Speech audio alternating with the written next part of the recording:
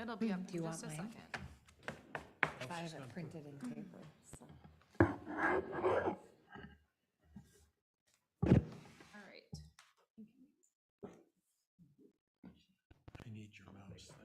Oh, Now we got it that everywhere. one doesn't work. I don't understand. You see that? There it is. Yeah. Okay. Yeah, All right, I'm ready whenever, Terry. all right, we will call to order the October 18th Park Trails and Lakes Commission meeting. Jamie, do you want to do roll call? Chair Steenblock, Here. Commissioner Miller, Here. Commissioner Ramseth, Here. Commissioner Steenblock, Here. Commissioner Moorhead, Here. Commissioner Geyer, Here. Commissioner Gary. All right, next on the agenda is looking for approval of tonight's agenda. And Chair and members of the commission, we do have somebody here for agenda item 5B. So if we Okay. could possibly consider an amendment to the agenda to put that first, switch that to Shadow Creek Parkland dedication recommendation as 5A. That would be appreciated. With approval of the agenda with the correction moving Shadow Creek up to 5A. Second. So we have a motion and a second. Do we have any discussion? Hearing no discussion, all in favor? Aye. Opposed and abstain. All right, so that motion carries. Jamie, I don't see anybody for open forum, but do we have any written in comments? We do not have any open forum submissions for this evening. All right, so then we will move on to 5A, which is the Shadow Creek Parkland dedication. Todd Christensen of Elm Creek Vistas LLC has submitted an application for a planned unit development, preliminary plat, rezoning, and comprehensive plan amendment to develop the property at 6150 202nd Street North. It'll be a mixed density residential development. Can I take this?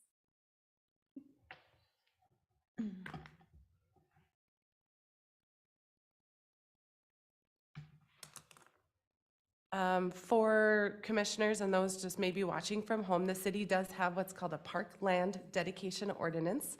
Whenever anybody is proposing to subdivide land, they are subject to dedicating a portion of that subdivision. Is it showing up for you? It should in just a second here. Now it is. When they are looking to subdivide land, a portion of that land would be dedicated for public purposes, public parkland purposes. Underneath the scenario, the developer is not proposing to dedicate land for public purposes. Instead, he is proposing to pay a fee in lieu of land dedication. This is not an uncommon request for the city.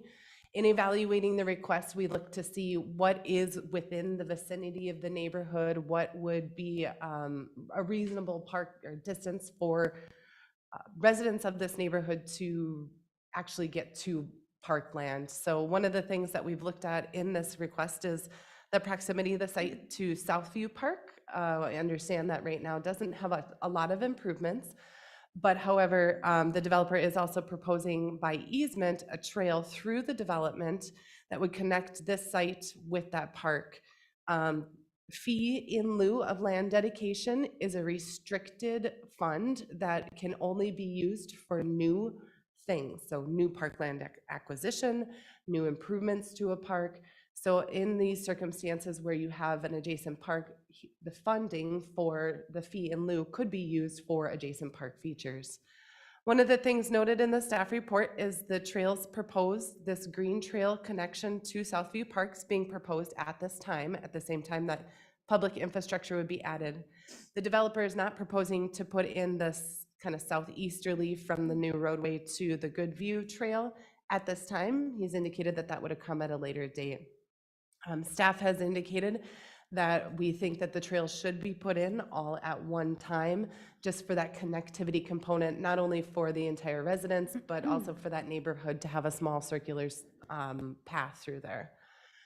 The park dedication requirements, when we're looking at the feasibility, as we've talked about, and the need for parks, the park chapter of the comprehensive plan does call for a park to be established, or 2 parks to be established, each about within a mile of the vicinity, not necessarily directly at this site, But we have been able to determine that the city is at a deficit for parkland. There's a need for parkland. So even the parkland dedication would help us maybe acquire additional property in the future.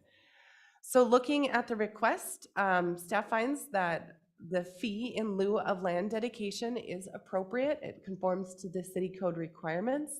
I have recommendations for you tonight to recommend to the city council to accept parkland fee in lieu of land dedication, and also to recommend to the city council that the trail be developed during the first phase, and that the city would acquire easement for those trails prior to the release of building permits for the site. What was the percentage again of the dedication fee? It was in the document, but I'm. Sure. So standard dedication for 6 units per acre is 10% of the land area. And then it goes up 1% every additional density unit per acre. So this is an average 10 units per acre for the whole entire site. And so that it would be 10. So it would be 14%. This would actually then equate to 14% of the fair market value of the property would be the estimated land dedication requirement. You don't have that at this time? No, there are a few little tweaks to that. It is a calculation that we have to look at a case-by-case basis. When it comes down to it, I'm hesitant to put that dollar number in place until the actual development agreement is in place, because if that dollar switches, or if the developable land or the acreage should change in some way, the development should change, it can kind of lock us in prematurely. Mr. Chairman, I also did not get the additional email, and so I have not been able to look at this, but am I mixed up on, there's another plot over there off of 202, is this a different one than we've been talking about? This is. Yes. Okay, so this is a new one. We're working right now on about 6 different subdivision developments. We have a couple along that corridor through there. My only concern is in the past, when we've had recommendations come before us, we've at least known what the dollar amount was that we were recommending. And so it's, I guess, is this before us prematurely? Should we be waiting until we know what the dollar amount is in lieu of it and then make a determination? Because I feel like we don't have all the information to determine whether or not we would say it's land or money. Seems to me that there's a park right there. And may not make much sense when we have undeveloped Southview Park right next to it. Another park within the boundaries of this new development to develop Southview Park as opposed to. I agree with you, but I don't know how much money it is. So we're making a motion to accept, we're making a recommendation that would go on to council without knowing all the details. So it just feels slightly irresponsible of us to make a recommendation to take cash in lieu of land when we don't even know what that is and what the impacts would be budget-wise.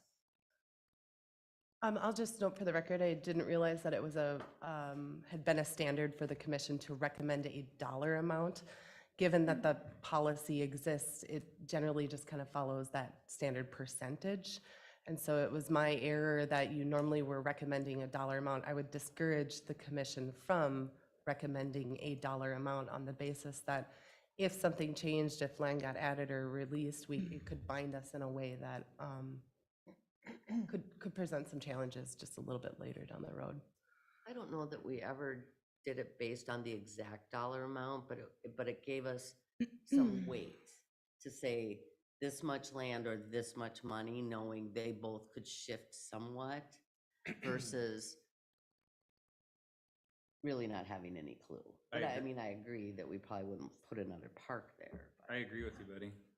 So I just have, oh, go ahead, sorry. I think Commissioner Moore. we used to have that $2,500 per part, per Per parcel. parcel, I suppose is the word, that gets redivided. It made it easy to go, but at the same rate, if we're looking at whether or not we're gonna get land or the dollars, and you're saying that the land would be, or the dollar value would be based on what?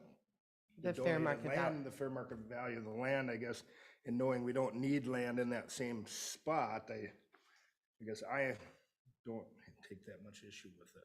Yeah, it seems to me that the amount will be what the amount will be. Upfront or later date doesn't seem to make much difference. As long as it stays in that 14% range. Or if it doesn't stay in the 14% range, it will still be what it's going to be. I think just a quick comment as well. Previously, we did have the very calculated $2,500 per unit, and that was able to be calculated out by our former zoning administrator. So that did come forward in the staff memo. With this new process with parkland dedication determination and going off of fair market value, it's more difficult to have that up front. I think an important thing to remember with this is that trail development is an important recreation trail connection that is part of this requirement to meet that recreational need as well. So it's, even though we don't know the exact dollar amount today, we do have the trail connection to Southview Park. And as stated by our community development director, Abby, that we do have Southview already there, so. So we're for sure going off of, because I was looking at when we originally approved the change. One of the things that was noted under the cash contribution was that it would be calculated by city council on an individualized basis pursuant to the fair market value, tax value, or other relevant data. So are we saying that for this particular one, it will be based off of the fair market value and nothing else, or? Thus far, we've only done it based on fair market value. Generally, fair market value is greater than the assessed tax value of a property. Not always, but we have done that now for a number of developments. In reviewing them, is looking at that fair market value as opposed to that tax value. I will say that Jamie is right that these are just a little bit more comprehensive review than before when we had that straight fee per unit. All of them right now, we are kind of having our attorneys really be at the forefront and the lead of those.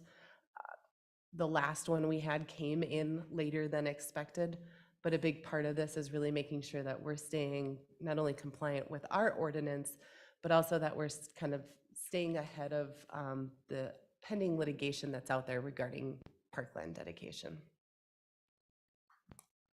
Okay.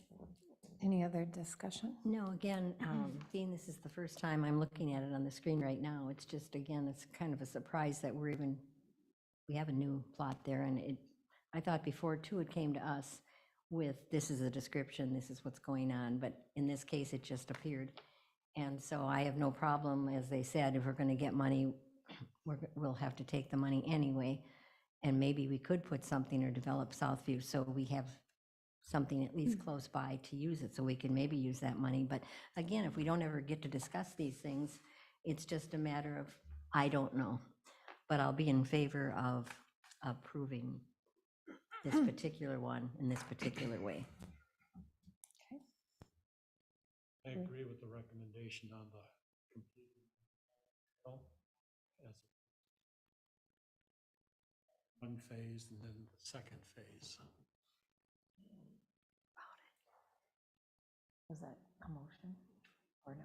Here, I'll move to recommend to the city council, the city accept parkland fee in lieu of land dedication for Shadow Creek Estates and require both trail connections established and public easements accepted prior to the city's release of a building permit for any structure aside from a model home. Second? So we have a motion and we have a second. Do we have any other discussion? Hearing no other discussion, all in favor? Aye. Opposed? Aye. And abstain?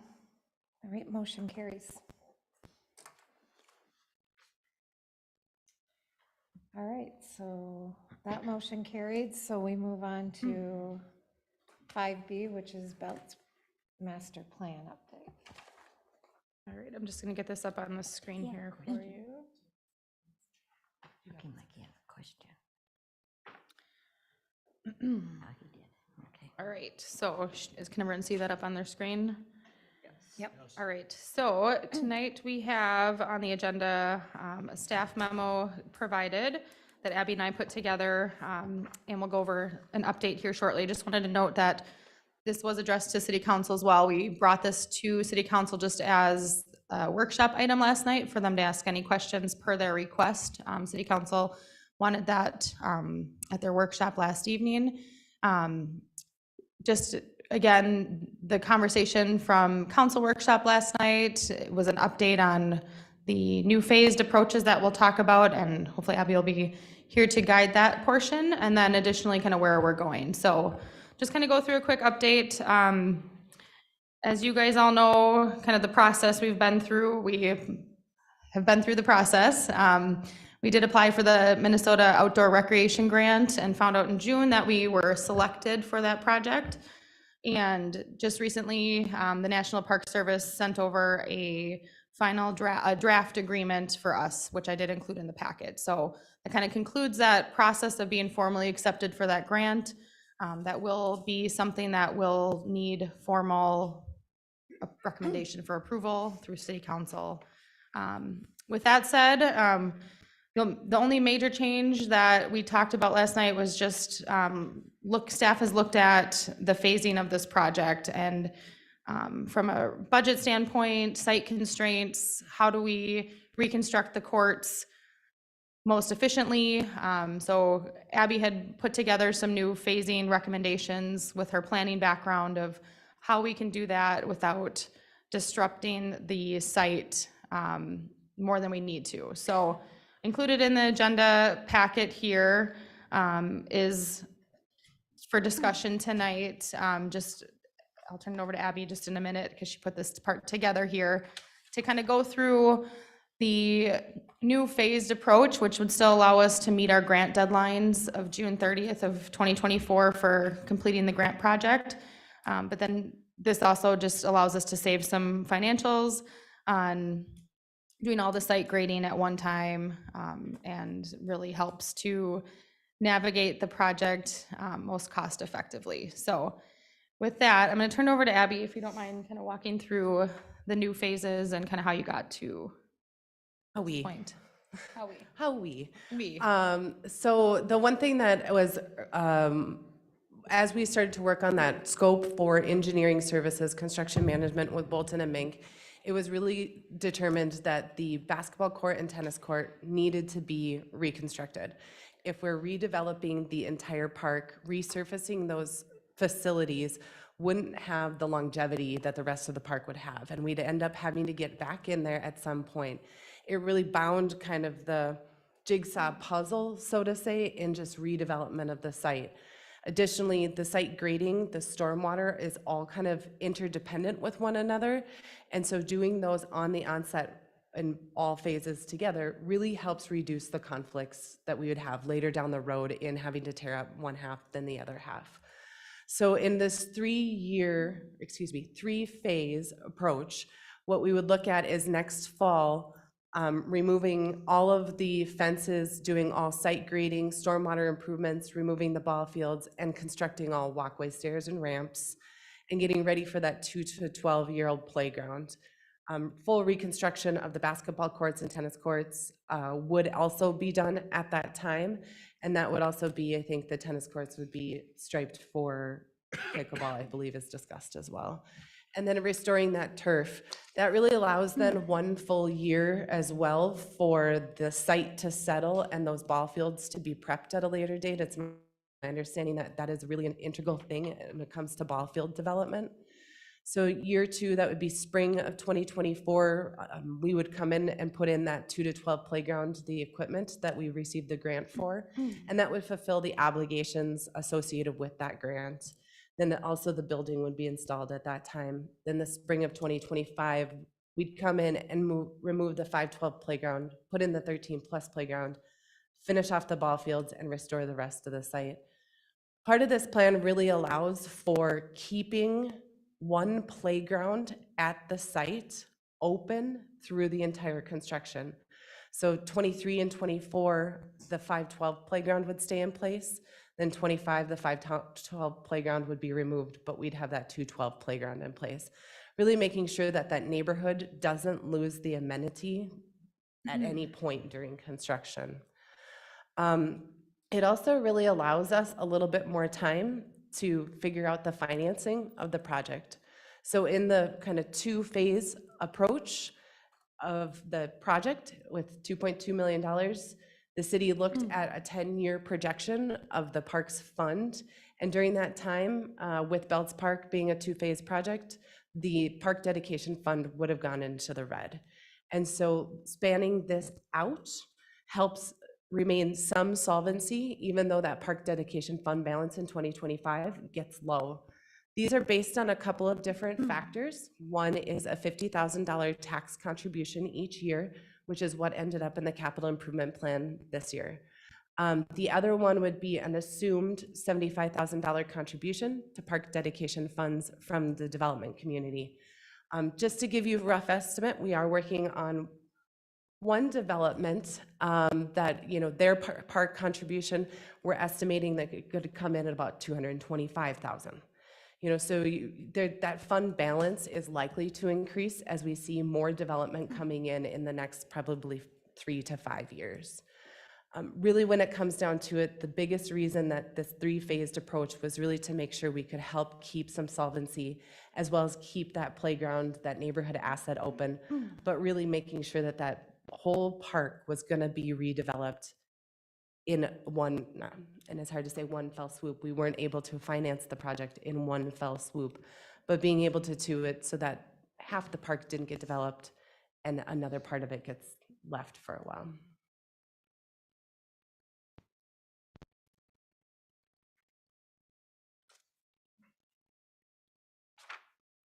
So with that being said, we can answer any questions. There's an opportunity to discuss any questions you guys have. Some of our next steps and that were talked about, we do have an agreement with Bolton and Mank for professional services. So they would do the final design and construction management. And then we will also have the DNR grant agreement. That those are two items that we'll need eventually when we're ready to do so, the approval, and go to city council for recommended approval. So with that, does anyone have any questions? I just A note couple really, of questions. Go ahead. excuse me. I just want to note really quick that the agreement for professional services with Bolton and Mink is a part of the total project cost. It's not an add-on cost to the development of the park. Is that included in the first year's costs? They're phased, there would be phased costs, so we would end up paying those as the project is commences. Ready? Just two things kind of jumped out. One was, we had recommended or thought that a big improvement would be the building, just because you can use it for the skating and whatever. And so now we see that as phase, what is it, two? Two. So just wondering what caused that change. And then the other question was, I know at one point we talked about the importance maybe of fencing, at least on two sides, because this park, unlike many of our others, are on two very busy streets. And I see us taking out the fencing, but I don't see us putting it back in. So just wondering where that landed. So with regard to the building, rising construction costs have brought that estimated cost of that building in much greater than I think we thought it would be. Part of that second year is one to help offset those costs, because the site grading, the stormwater, all that year one is a pretty expensive. It's $800,000 right in that first one. If we would have added in the building, we would have been looking at probably a 1 point something, or maybe 4, just to help kind of phase that cost, spread that cost out so our fund balance doesn't dip too low. The other thing is, a building of that nature in a park is a really great opportunity for potential private donation. And so it would allow between, now and spring of 2024, potentially for this commission staff to seek a private donor to maybe help offset that cost for the project. What about the fencing? The fencing, I don't think was a part of the master plan, so Jamie could maybe speak to that. Sure, they didn't, Bolton and Mink didn't have it pictured in the master plan. It is listed as a line item in our cost analysis, so it should be included in here, and I'll just verify that, but they did have a fencing cost in that overall cost analysis. And I'm worried about And I'll that verify. house that lives, that poor greenhouse right there too. If we take that fence out, we're gonna have the same problem we have with Bayview. We would not be removing the perimeter fence on the west side at all.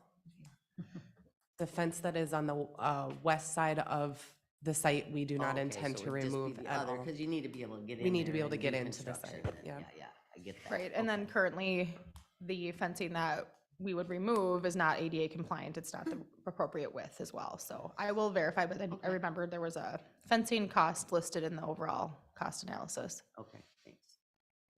And then we are gonna be keeping the bleachers, the aluminum bleachers and all that stuff. That's gonna just continue on to the next, to the new Belts Park Ball field? or the ball fields. I think so, and I mean, we haven't gotten to that granular level of detail, but if they're still in good condition and can still serve that need, we can certainly keep those. I think those are easy to move out of the way for during any construction. And we still are of the mind that we're not gonna irrigate this ball field, right? That's not in the cost. I do believe irrigation was included in the concept that we would want to have the ball field as part of just the standard ball field. But I think the conversation had been of keeping this a community ball field and that it wouldn't be eligible for park reservation or part of any sort of standardized programming. I just have to say, I feel like nobody has listened to this commission at all. I'm irritated and I have to speak for a second. I'm sorry, but we have had this thing in front of us umpteen million times For how many years? for multiple years in a row. We have made recommendations and one of the things in particular that we talked about was the irrigation and said that it wasn't necessary, that it was a community park. It didn't need to be up to standards that were used by ball teams like Fenway. We talked about resurfacing. We talked about, we're looking at a plan that went before the city council before we had an opportunity to even weigh in on it, see it, understand it, ask questions.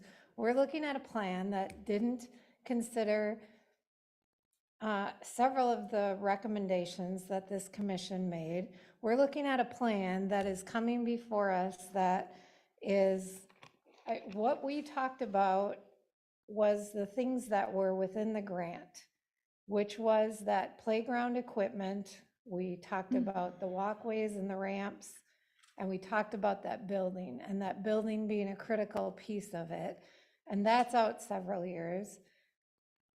I don't understand why we're not looking at this and doing what was included in the grant. I don't understand why it went in front of city council before it came here. I don't understand why this commission doesn't get listened to as far as their feedback goes. And so here we sit again. I don't know, maybe I'm the only one that is frustrated by this, but here we sit again talking about this. And since that time, we are now sitting in a time where we are looking at inflation of over 8%.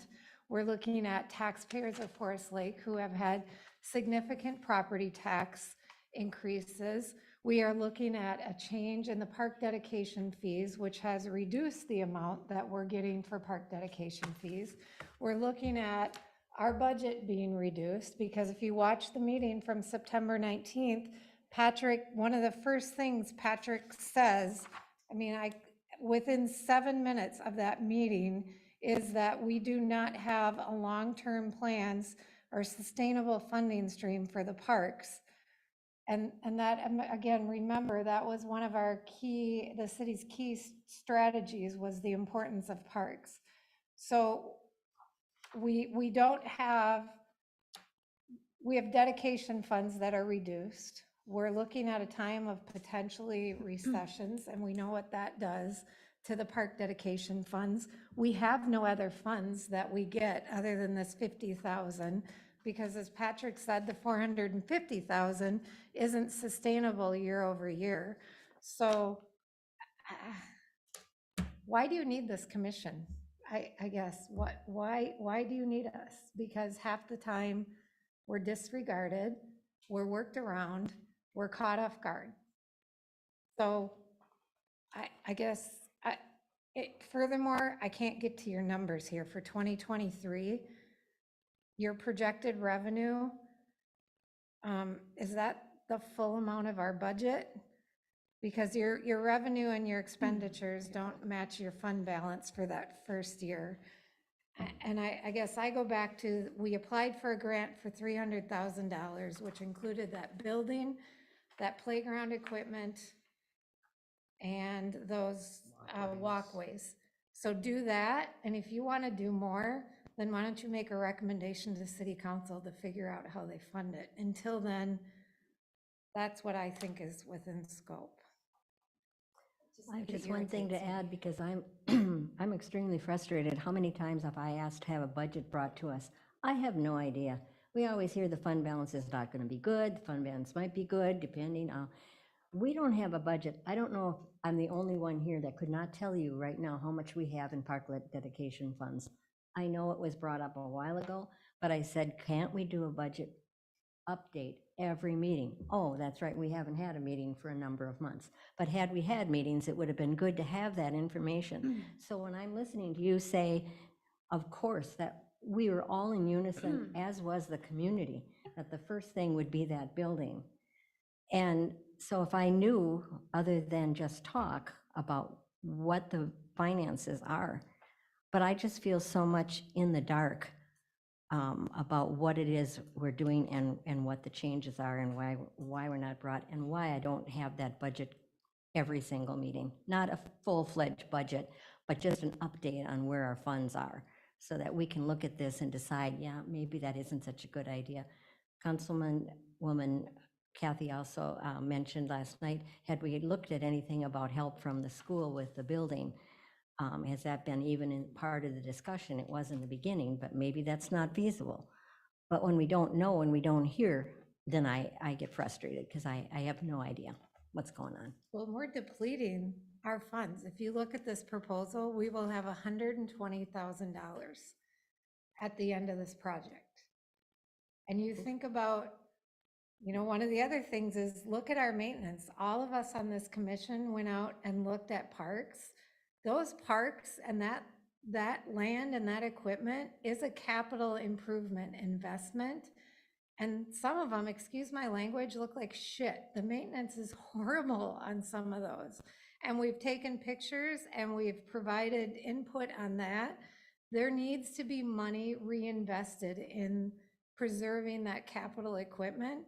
And this, with these significant adjustments to this project, you're completely depleting the funds again. So we're back to where we were, well, where we've always been. We've never had money to do anything. We've had how many plans that we've had? I mean, I can pull them out of this notebook, right? How many plans we've had that we're gonna do these parks, and we've listed the parks and the years and the equipment and we've never done anything with any of those. For the amount of time that I've been on this commission, the only thing we did was Lakeside Memorial. I don't know, Mr. Steenblock, you've been the longest member of this. What have we Oh, done? excuse me, I'm Oh, older and, yes. Yeah, older she and is. So longest. I'll ask my two bookends. What have we gotten done? And we've I've had Okay, plans. do you mind if I kind of go back to our topic here so we can kind of keep moving forward? I just wanted to kind of take one little step back. The last time we looked at the plan, we had the 2 phases, and I did reiterate last night to council that it's always been the priority to construct the building and the playground, and our goal was improve the accessibility within the park, and that kind of stemmed the grant process. So that's what we applied for in the grant, and we're selected for that project. As part of the master plan, when we started looking at everything, the court reconstruction, we did talk internally as staff, can we do a sport court overlay? Can we, just fix the cracks. You know, we looked at some options and talked with Public Works, and the staff recommendation is really they do need to be reconstructed. And unfortunately, that comes at a big cost to fully remove them, do all the grading, and do them right so that they aren't continuing to crack. They are a safety concern at this time. So as we worked through the process, things just do have a cost to them. When we as a commission last saw the master plan, nothing has changed on that. We had the phase 1, which was the right portion of the park with the pavilion and the playground. Phase 2 was going to be the reconstruction of the basketball tennis courts with the ball field.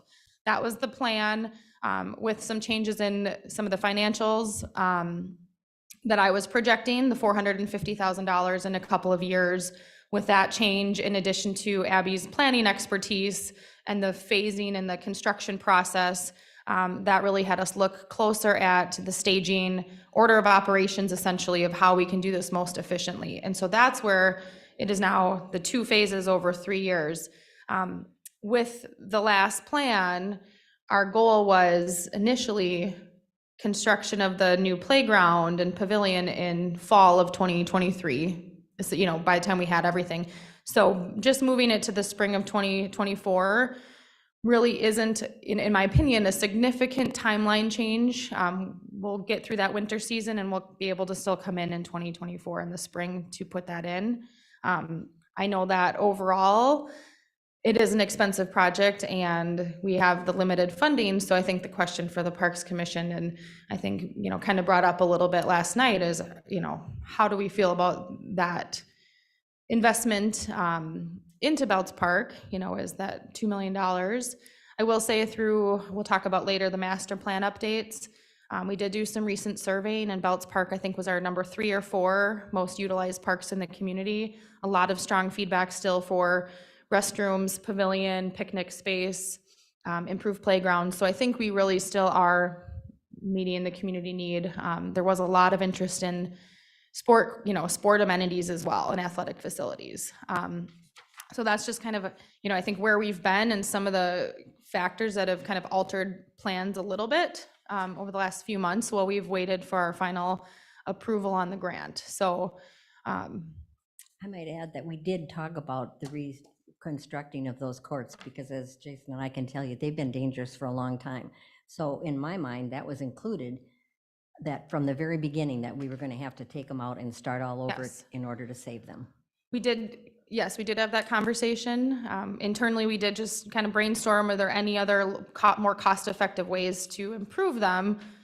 But as staff, we just agreed that they really, to do them right and really improve them with a long-term, less maintenance, a better maintenance plan moving forward, is just to reconstruct them. However, that was going to initially be phase 2, and that As has staff, changed. how did you fund this? So when you had this conversation, how did you fund it?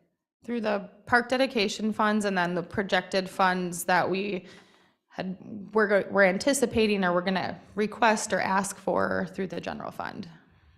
So when I look at 2023, so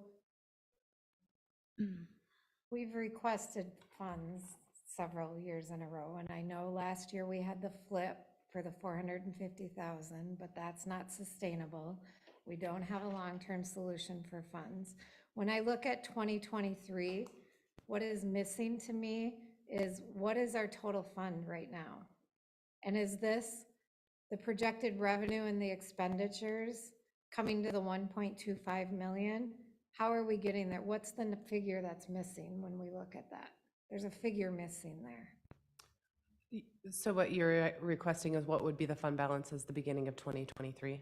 So, yeah, how did you get to the 1.2 million? It took the existing, you are correct in that the figure that is missing is the 2023 starting fund balance. So is the 2023 starting fund balance 1.246?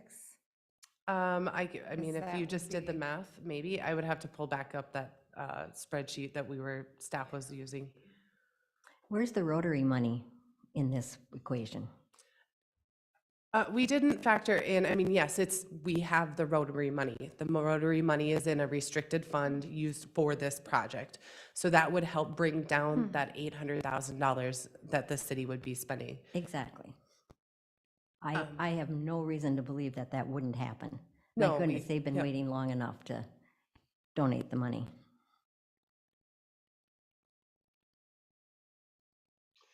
Well, I'd like to say, I was on the initial meetings with the high school kids that said, we need to redo Bell's Park. We need a place for high school kids to go, something with a facility that they could call their own, and amenities other than the toddler stuff that's there today. And that was, well, the young people that were on that committee now have graduated from college, I'm sure. Not close. But I see this coming to fruition now. Many of the things that we've asked for are included in this. We're getting the facility, we're getting the courts rebuilt. If we have had the issue with the sprinkler system for the ball fields, and I'm sure that can be, if it's in there, it should be taken out.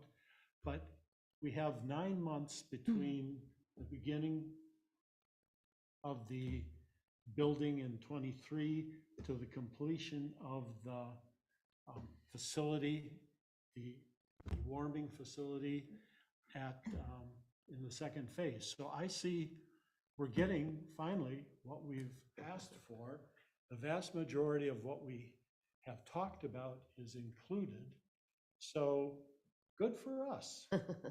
And the concern I have is that, and one of the things we've done is we added playground equipment to Clear Lake Park. So that happened last year. So we have done some things with other parks.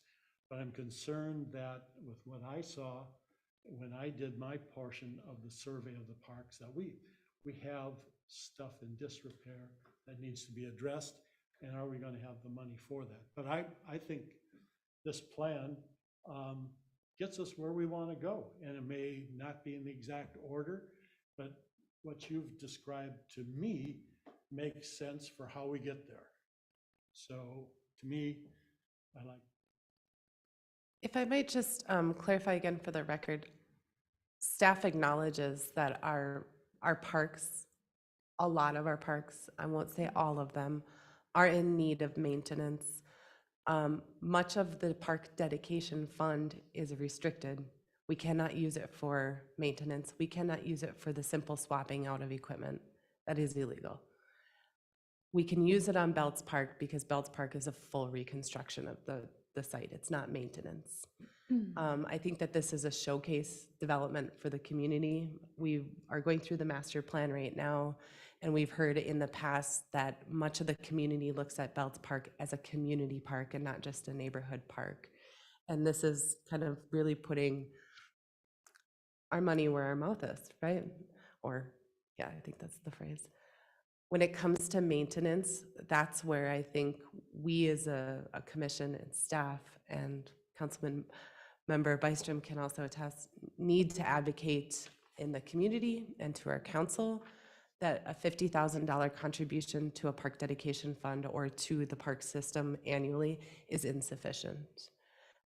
The master plan that you're going to start seeing coming up in the next month or so really starts to highlight how the city is in comparison to national standards, and we have included in their administration metrics how much tax dollars per capita, and we are woefully underfunded compared to the national average. I want to say the national average is $115 per capita, and this year, when we put $450,000 into the park dedication fund, we met that national average, but beyond that, we were always exceptionally, I mean, not even like less than 10% of what the national average is. So I think one thing just to keep in mind to the commission, and we'll touch base on this just a little bit in staff updates, is that after the master plan is done, staff intends to kind of go through a very comprehensive asset management review to develop a capital improvement plan to really start scheduling out how do we fund the replacement, the maintenance, that ongoing expenditures. But I think looking at that stuff differently than park full redevelopment or new park development would be, I would encourage you to really consider those very separate activities. It's been a long time since I think we've done a full park redevelopment or a park, development, maybe the little park in Lakeside. There was a playground there before, but. I agree with all that, but I go right back to, and I like the idea, all of us have to be glad that it's finally gonna be done. And before I die, that's what my goal is. Well, we're not done yet, Yeah. so. And so I want to make sure that people who have donated this community thing, that their money is used. And if we could use that money to get our priorities back to the way the community asked in the first place, and that we all at one time agreed. You said now you could use that money for part of the 800,000. So, I get all mixed up on why we don't use the money that we have to do the things that we wanted to do. And I've been on this park long enough to know we didn't have anything, but we got a lot more done, it seemed. And that's confusing to me, because now we're also worried when we have money, cash, that we don't have any money. So there again, I go back to, I would like to see the budget updates.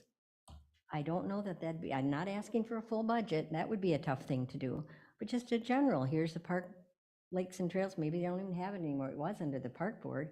When it was just park board, we had a budget every month. This is how much the maintenance costs. This is how much we have in the park dedication. This is what we want to do, and we could decide as a group what we wanted to do. Life was good. But now, I don't know, getting back to your idea, if it's going to be done, hey, we're all happy. But why, again, does it have to be done in a way that we didn't require or we didn't ask for in the first place, nor did the community, nor did the kids that put it together? So is it enough of a deal that we're going to say the staff looked at it and this is a better idea? Because we talked about doing that tennis court from all the way back. We fixed it how many times? That isn't a good idea to keep fixing it. So I thought that was part of the initial discussion. And now all of a sudden, we don't have that money to do it the way that we thought we'd do it in the first place. So if I have to bend and do it this way, I'm just going to be glad it's done. But I think there's some pieces in there that we could have looked at differently and certainly taken the response from the commission. I don't know who set up here, what are we here for otherwise? Because we represent a lot of the community amongst us. We're not all the same family. So that's just my 2 cents. I'm going to fight for the budget, and I'll listen to the rest of the questions around here. I'm glad the fence is going to go back up. That was a question. The fence was one of the keys, the irrigation was one of the keys. We also, remember, when this is done, if nothing changes, we have $120,000, and that doesn't include maintenance. And we can lobby all we want for the master plan. I have to ask city council, this was a priority for city, parks were a priority for city council. It was put into the city's strategic plan, but it has not been an investment. So I just think it gives me heartburn to spend $2 million at an economic time that we are in right now. But besides that, if nothing changes, we have $120,000 when this is said and done to maintain all of the parks. And does that include the 225,000 that we're assuming? And, we might be in a hard recession time right now, but life is not going to be over. So No. that we're going to continue to put money into that park dedication fund. It would not include that. And just if I can clarify for the record, looking at that fund balance year over year over the next 10 years, that fund balance continues to grow back up some. Right. So. it continues to grow, yes. I guess my comment is since I've been on the Parks Commission for a while, and we've always had to take money in lieu of land because we could never afford anything. And it's always been that way. And then I hear you talking about the new parks that we're gonna get. Well, we can't sustain the parks that we have. But I mean, I hate to say this, but you see new vehicles coming through for the city, and it's time for the parks to get updated. There's land that's sitting just empty that we can't use because we don't have the funds. And I think that just segues into a good point, as we'll provide an update later in the meeting on the master plan updates. The city has capital improvement projects that have been on the list for a while, with park dedication previously being our only funding source. So lights at Fenway, we've had the Belts project. So year after year, capital projects haven't changed per se. We've had the same ones on the list. However, I think that trend is shifting a little bit, or the Parks Commission can certainly at any time make any recommendations to council on funding or whatnot, but as part of the master plan updates is really building out a 10-year capital plan and aligning resources with that. So on an annual basis, we will know what is on the capital plan and how that's going to be funded. And some of that might be park dedication funds, and some may be, requests to consider or recommend consideration of tax levy dollars if we need to for a certain project. So I think as we get into some of these planning phases and build out a really strong 10-year capital plan, getting our parks on a replacement cycle, building in budget for master plans, because some of our parks will require a master plan. Fenway Fields, for example, how are we going to expand that? So until we can really get that built out, we built a skeleton for now, but we are going to need to continually look at that annually and really build out a more detailed plan as we move forward. So we can't predict the future. I know we're in the here and the now of here's what our fund balances are, and this is the impact on the budget for this particular project. We also can seek out additional sponsors, grants, other funding opportunities to help with this particular project to keep more money in our park dedication fund. I think that's an opportunity for the staff and Parks Commission and the city. And then there's always the variable of what we will get for park dedication, potential increases in tax levy dollars for parks in future years. We don't know what that will be, but there is that opportunity moving forward. So I know it is hard to, you want to remain solvent with the budget and have some plans in place. And I really do feel that's going to start flushing out in the next 1 to 2 years as we build this out and start having a more succinct plan as part of our master plan update. So That kind of confusing to me that we went to which phase can we do first to all the other parks, and it gets mixed up, because right now I'm just looking at this one. And I'm looking at the grant, when you said if we get the grant, we're gonna have enough to do what we thought we were gonna do. And now all of a sudden, it's changed. So I want to concentrate on this one. Is there no other way, and listening to my commissioner friends here, that you can see that we can still do that building first? I mean, I'd have to defer to the expertise in place. Coming from a construction background, I understand how planning works in that. Looking at the site, I understand why you would want to tackle that back corner first. Seems to make sense from that area. It's really helpful also to know that from as far as the parkland dedication fee, that's not available for maintenance or these other items that we've been discussing. We've had a balance there for years that we have spent hardly anything out of. I don't think it's in our best interest to keep this kitty in the background. In all honesty, it's not what it's for. It's there for improvements or new builds, as it were. So all in all, yes, I think there's some things that in the details that we should really flush out. The irrigation, obviously, to reiterate that again, fencing and that, as long as it's going back in. But overall, from the phasing plan, Karen, I would have to defer to the expert, because yes, we all talked about the phasing, what we'd like to see first, but we have zero. I mean, collective, I may have the most in construction, maybe not. I don't know everyone that well, but we're not experts in construction phasing, so I'd definitely have to defer to experts in that. If I I could just appreciate that. like kind of one overall comment on the belt, because I agree. I mean, this is what we've been looking for, and so there's not an issue with that. Maybe if just maybe a recommendation for future. We haven't met for months. A lot of work has been going on for months that so we weren't brought along. And there's something to be said for bringing people along to understand the construction needs, to understand. Then I think we could have looked at this and just gone, oh, I get it. But what we did is we didn't know any of that.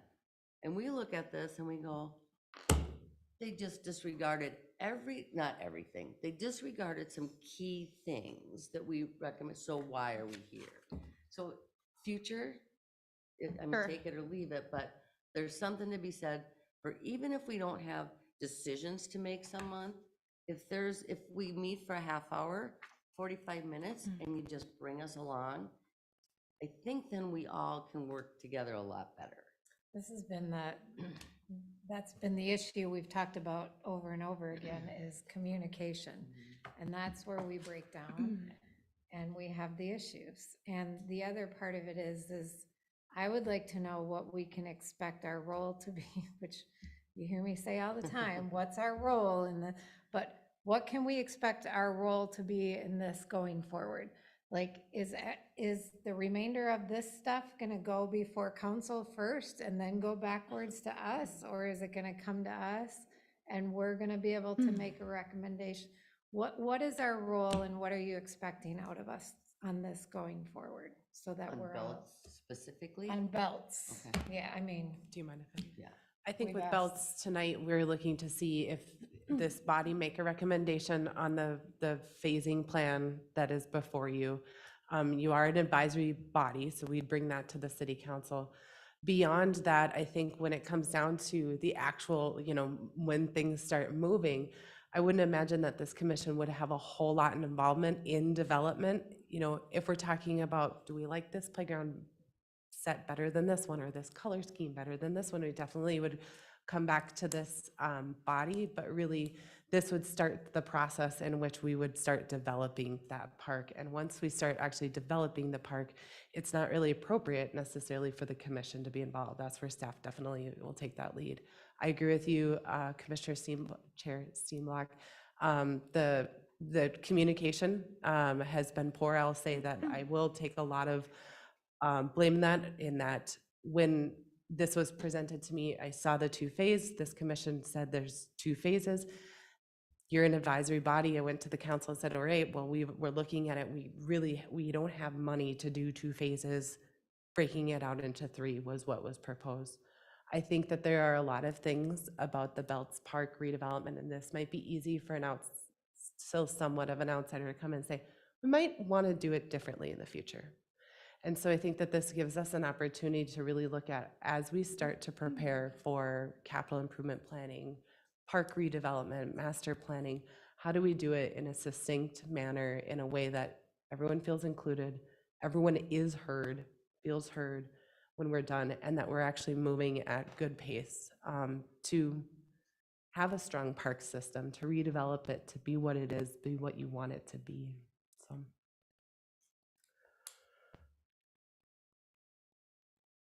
Move that we accept the staff's recommendation for the three phases. No irrigation system on the ball field.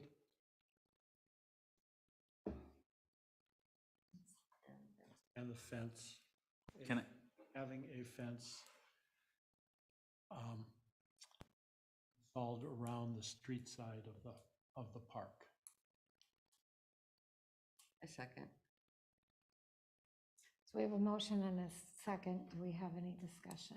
I just have one other, I'd like to see if we can reuse the bleachers and the garbage cans. That stuff we don't need to spend more money on. Those can go back in. And maybe a notice of what they're going to do with the playground equipment that they're taking out. What did we end up doing for the church? They took it, I don't know. You mean with the parking agreement? We still have yet to align that parking agreement. Before construction commences, you'll end up seeing something, making a recommendation on the agreement. We are working on that. We had a few hiccups with discussions with our legal team on that one, so. And a real hiccup, waiting to get that thing settled. These are things that the community look, and I'm sorry, it's probably off the motion, but these are things that the community look at is why it takes so long. why can't we just get some communication going and get the darn thing done? Oh, that's a little off record. I have no So we have discussion a- on this We have a thing. motion and a second. Do we have any more discussion on this one? Hearing no discussion, all in favor? I, Opposed? Aye. Aye. Abstain? All right, motion carries.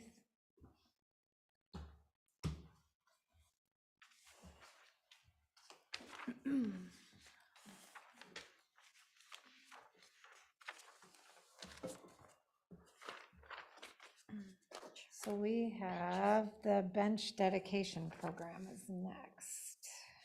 Earlier this year, we brought to you a refinement or notice that we wanted to review the bench dedication policy to just make it a little bit more equitable and sustainable going forward in the long run. Currently, the bench dedication program doesn't actually provide any amenity to the city other than just the plaque on a city-installed bench. So what staff has done has drafted a program for your consideration of a recommendation that would allow a donor to purchase or provide the cost to the city for the city to purchase a bench for a new concrete slab, and that then they would provide us with a plaque that would be put on the bench. We've determined that these potentially eligible tax contributions would be valid for a period of 15 years. And as per the guidance of the commission, we've drafted requirements that would tailor the donation term to align with the standard useful life of a bench, which would be 15 years. Consider how to manage existing dedications, which we would have provisions for rededication, and that are aligned with, oh, I wrote that, standard useful life. In essence, the program would allow a donor to pay a fee, the cities would install the bench, and the bench would remain for 15 years. At the end of that 15-year term, we would need to replace that bench. We would contact the donor to see if they'd be interested in putting in a new bench, redonating a new bench. It's a program that's really designed to help create some sustainability in the program. Some of our benches need to be replaced. It's also a program that could be expanded to include things like tables or trash cans or whatever it may be in the future. But really, it's designed to help offset some of those public costs that are associated with some very simple amenities. This is really in line with industry standards for bench dedication programs. So the recommendation today is you discuss the enclosed program policy and make recommendations to the city council. If you have recommendations to staff for amendments before we bring that policy in front of the council, we're more than willing to hear them and include those as part of the materials that end up getting forward to the council. Just because I have no idea, what's like a ballpark for a bench and the concrete pad and the, I mean, Sure. I won't hold you to it, just. Well, and right now, the bench that we've chosen is about $1,300. That does not include shipping. Concrete fluctuates. Right now, I couldn't tell you exactly how much it is, but I'd imagine a concrete slab would be a few $100s at least. So right there, if you're just looking at that 13, 12 plus a few $100s and then adding in shipping, I think the actual program materials do say $2,000 would be there's a blank right there. We'd have to adopt it in our fee schedule. Staff would estimate that it would probably be about $1,750 to $2,000 for a bench. And at the end of 15 years, the person who has dedicated that bench would get, if you can identify them, if the files haven't been lost, we would ask them if they would like to rededicate a bench. And would that result in a new bench? Yep. In every occasion? It's essentially them purchasing a brand new bench and the new concrete pad. It's a rededication, redonation at that new fee rate. That is the one thing. So I'm just curious, it says warranty is an industry leading 20-year warranty. So why are we bringing That would it just back? be an error. We had discussed initially the new bench we've chosen is 20. Yes, it is 20. Then we would adjust the policy based on the bench's warranty that's in place. I have a question. We didn't have a really good policy before, but we had a policy. The city does have to provide some benches, or at least should, for people to sit down on. wasn't it before that the city had the benches and then people could put the plaque on for a certain amount of money, or did they always pay for the entire bench? They never paid for anything. They did pay for that. We put one out there. We did pay for the plaque. Plaque. The plaque, yes, you paid And for the so plaque. I'm thinking, okay, so I paid for a plaque because the city provided a bench for me to sit down on. And now they can sit down and think about my mother-in-law. That's my money for the city. So now you're saying all of a sudden we're going to have to pay the whole doggone bench. And at the end, don't they own the bench then if they bought it? No, the donation policy specifically, they are making a donation to the So they're city. going to donate the whole bench and the plaque, and then at the end of 15 years, they have to donate the whole bench and the plaque again. If they'd like to. 20 years though, right? 20 It'd be years. 20, it would be changed to 20. Okay, I have some question about the, and maybe I should bring it up now, the bench, the plaques that we did put on, although it took months more than I thought it should have, were they grandfathered in? Did they just have to pay for the plaque, or did they have to pay for the bench that it went on? We're talking about Chelsea, and I don't know what the other one was. There were two that was requested. They did not this year. They were both advised, though, that at the time that the benches need to be replaced, that we would filter them into the new So program. this year they played for the plaque. Correct. Okay, thank you. So in looking at the policy under the dedication plaque, it says that the plaque shall be ordered by the donor from a city-approved vendor upon proof review by the city. If the city is proofing it and reviewing it, can't they just submit the order for the plaque to, since you're identifying the vendor that they have to use and you're proofing it? It's kind of touch it once, be done. Can they just submit it to you and have the city order the plaque? Probably that is something that we'd have to look at. It likely would increase the cost. These plaques are typically bronze cast and anywhere, I think, between a few $100 and $500, I think was around the cost. So So the 1750 and the 2000 is just for the bench. And the concrete. And then they are Whoa. ordering the plaque and paying for that separately. it is the intent that the city would have a no net loss in the program. I thought the How about the no less total gain? fee, I thought the total fee covered the plaque I as did well too. as the bench. We can look into that. We certainly can. It wasn't my intention in drafting this program, but I certainly think that we can look at that and how that is administered. It's also just going to come down to, how much staff time it takes to administer a program like this. If we are now ordering plaques and making sure that that's a part of the step process. I guess if you have a standard for a plaque that you want and you have a city-approved vendor and you have to look at it to approve it, it should be relatively simple to just hit submit. Yeah, it Or doesn't seem to order. me that that would add a whole lot. I mean, Yeah. regardless of the cost I think is going to be what it is, but Yeah, I'd like to see it as a one-step piece for them. Sure. so that they don't have to order the bench through the city and then go somewhere else. So if we could make a change to that, that would be great. And then some of the next paragraph under the dedication says that birth and death dates are not permitted. There are some existing ones that have the birth and death date. Are they grandfathered in for their 15 years, or what's going to happen with those? I think that's up to whether or not this commission is favorable to that approach. Some communities are very much against just including those dates as to not kind of have it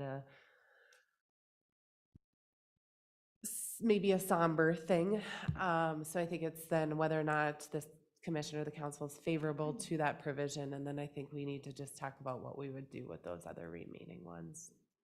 Well, you're not I'm saying not sure. necessarily you want it, you're just asking if the existing ones, they stay, right? I think that's my question is, there are some right now that have a birth date and death on them. Do they stay in place, or if we adopt this policy as it is, do they get removed? Are they grandfathered in? It's a great question. I don't have an answer. So I think it would be whether or not this commission has an opinion on the matter. I certainly wouldn't take it away from anybody who's already. Gosh, no. Yeah, Right I at think Christmas time, it could be grandfathering the ones that Scrooge. are there would make sense. I agree.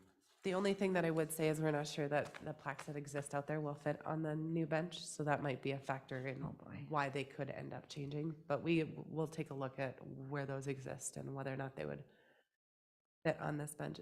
Jamie, is this the same bench that we actually have in the park right now? It's not. This would be a new bench, and one thing for discussion as well, this bench is highly recommended from our supplier. Public Works also commented on it as this is the preferred material that they would like to see. I do think that this is a very universal bench. It comes in many different colors and can fit many different environments. The only consideration maybe or discussion amongst the commission could be if you wanted something different at, let's just say Lakeside Memorial Park or Castlewood Golf Course or anything of that nature, if you wanted to select a different bench. But staff thinks that this, I do think this could be a good universal bench at all park locations. So that would be something for commission consideration. So just to clarify, the ones that have a plaque on them now, we're saying that those would not remain, they would all be pulled down, or are they grandfathered in? They would not be grandfathered in, that at the, well, I mean, I think what I'm hearing from you, the question was, are they grandfathered? And I said, I don't have an answer. The bench itself, at the time that we're gonna need to replace it, we would be contacting those owners and see if they would like to participate in the program. If they'd like to participate, then I think we need to determine whether or not that plaque can be put on this bench. Wow. That's Okay. gonna be a challenge. So let me just make sure I understand this. I'm sorry. So if I go out to Lakeside Memorial right now, there's several plaques on a bench. Are those, and I noticed in the policy that it said benches and existing parks along trails and in open spaces greater than 15 years old after the date of this first adoption of this policy shall be available for rededication. So if those benches out at Lakeside Memorial are 5 years old, are we saying that they will remain in place for another 15 years with the existing plaque on it? Or are Yes. we say, okay. Yes. I just want to make sure. I will note that just for the record, and, certainly, tweak this based on tonight's conversation, and we can bring it back before making a recommendation. For those, first, just changing that 15 to 20, but for those that exist within the system, that we need to probably note that something about their useful life. Not all of those benches have a 15-year warranty or a 20-year warranty. They might have been out there for 5 years, and we may only get 8 more years out of them. So we'll need to incorporate some language about those existing benches, fine tweak that a little bit. So if the city decides it needs a bench out in front here, and there's nobody who has asked to have a bench with a plaque, the city will put in that bench, and then somebody come along and say, I'll put a plaque on that, I'd like to put a plaque on that. And pay for the whole thing, or? Typically what I've seen with other programs, bench dedication programs range from the $2,000 to $3,000. Some communities even do add a little bit in there for, the additional cost of staff time and everything else. So I've seen about $2,000 to $3,000 per bench. And what some communities have done is they'll build an inventory of their parks where benches may be needed. So it's essentially like when you pick your seat at the movie theater on the airplane, you look at the map and say, these ones are available. So we would have that for our park system, which is something we can work on, of identifying our need for park benches. And as people come forward with the request to donate a bench, we would have all of this packaged up in an order form, and they would be able to pick, which space is available. We might, because we get a lot of our requests for Lakeside Memorial Park. Well, eventually we're not going to need any more benches there. So I would like to see it in that kind of process where here's what we have available, which location, which park would you like, which bench location would you like, so that they're just selecting for that. I think further conversation, I don't know that we would just have individual plaques, because then that would kind of defeat the purpose of the donation to the city, and other people would be investing in that donation. So I don't know that that would be recommended, but certainly something we can talk about.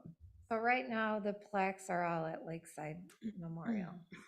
I don't think we have any at other parks that I've seen. So what would the people, because I'm back to this rededication section and the dedication and the rededication. What would the people that have plaques there be expecting? Because we don't know if they're, get back into that. I think initially we would be looking at dedications on benches that don't, that, one, we're gonna look at the condition of them. There's some in that park that need to be replaced sooner than others. If they are not dedicated, offering those up first. It may end up being that in 2023, or whenever we get the program started, we offer 10 benches, and that's just our trial run. When it comes to the benches that have existing plaques, they can expect that at some point, the city will be contacting them if we know who they are. I will let you know that there are some records that are harder to find, but we would make every attempt to find the donor to discuss the rededication option, and they would be eligible for that bench. But let me That ask location. this, and I'm going to abstain from voting on this. I have 2 plaques out there. I have 2 benches at Lakeside Memorial that are less than 5 years old that I bought plaques for. Sure. What can I expect? Well, at this point, we need to amend Because the I don't know if policy. they're 15 years old. Okay, so if we amend this policy, Let's say they're 15 years old. You may expect a phone call from the city. yep, that's the easy one, right? We need to look at that, 20 years, I that thought it language was. of those that are 5 years old. I think the policy hadn't necessarily accounted for those. That is what I heard in here. You had mentioned that. And so we would need to look at those existing benches that are less than that useful life. How do we address those? So what my recommendation would be for the commission is to actually table the item, have staff work on it based on some of the discussion tonight to bring back, especially paying attention to a little bit more of that dedication plaque, and how we would treat existing benches that are kind of less than that warranty period or don't maybe have a warranty period of 15 to 20 years old. Because this was just a discussion. Yes, I was just tonight. going to comment. I did put this as a discussion tonight for this purpose. So you guys have that first look at the policy, can do what we've done, discuss questions, go through different scenarios. We can take some of the questions from tonight, provide some further information and bring back to our November, I think it's the 15th meeting, an updated policy then for consideration of recommendation to council. Could I also make a comment? What is everyone's thoughts on a paver, on a brick paver? Just say in all the parks, we could dedicate a certain area to pavers. And that would be a low cost. And then they would have an opportunity to have it along. You'd be able to have more pavers than you'd be able to have benches. So I don't know, like I said, it'd be a lower cost and. The one thing I'll note, I think it was brought up by the commission about pavers around the bench. That was actually something that we did discuss with Public Works. They did express just some maintenance concerns around them. I think if the city does, or the commission wants to explore a paver program, it would maybe be independent of this one, because it would probably need its own parameters of where are they most appropriate. That's right, yeah, that's what I just wanted to, just Yeah, curious. I think that's, would make sense to do. I mean, I'm not opposed to a paver plan, but we've seen the pavers out at Lakeside, and the maintenance on them is kind of a nightmare. They're all uneven now, and Yeah, and that they do was, their best to fix them as they can, but it's, I guess what I'm saying is it would be not, it would just say there could be a spot at Lakeside, or it would just be a small spot within the grass. So you wouldn't be walking over the pavers, because like at Lakeside, we have so much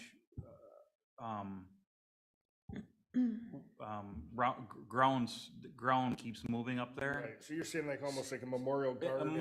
Like a at each memorial park. Yes, yep, I mean, yeah, So that'd just a certainly quick- be a discussion item. as a I discussion, think. that's all. yeah, just a quick comment there. Years ago, and I think Commissioner Moorhead probably knows of this as well, there was a commemorative brick program, which lines the path down by the lake. I think the intent is starting here with the bench dedication program, further discussion and conversation to elaborate this once we get this in place to have some other lower cost donation options. I think a tree could be anywhere from like $200 to $400 with a plaque. We could certainly look to expand other things that we might need within the community and really could get creative on what that could look like and build on that. So starting here and getting this implemented up and running first. Well, and just to comment that the veterans are, of course, they come and gone. I don't know what we're doing with that, but the veterans had an idea to raise the pavers up in a circular thing so that they But didn't only get. there for the veterans. But I'm thinking maybe we could have an offshoot. If we talk to each other again, that might be something that we can have a similar thing, but in a different area. Yeah. Bob and Karen Moorhead are out there if you want to go walk on a brick. A paver. That was a program at one time. You could just do that.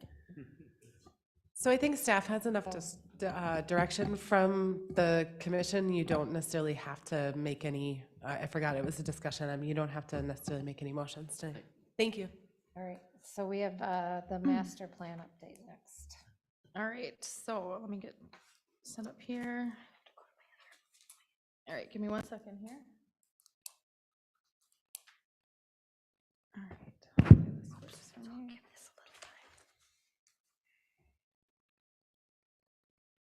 Try to reload it because it stopped working.